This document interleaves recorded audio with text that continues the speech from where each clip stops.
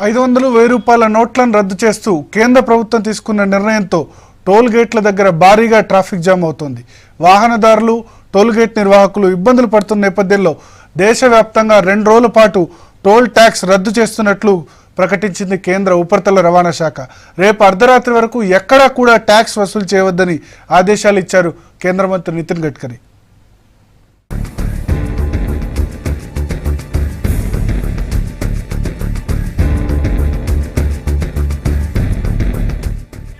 $500, 1000 రూపాయల నోట్లను రద్దు చేస్తూ కేంద్ర ప్రభుత్వం తీసుకున్న నిర్ణయంతో టోల్ గేట్ల దగ్గర భారీగా ట్రాఫిక్ జామ్ అవుతోంది.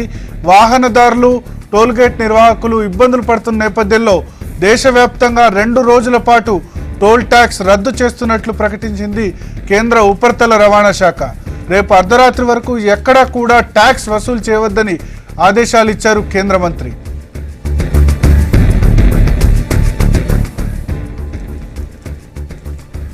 ఈ టోల్ గేట్ల రద్దు నిబంధన ఎల్లుండి అర్ధరాత్రి వరకు ఉంటుందని కేంద్ర ప్రభుత్వం నోటిఫికేషన్లో తెలియజేసింది. ఈ మేరకు national highways authority of India ఆదేశాలని కూడా జారీ చేసింది.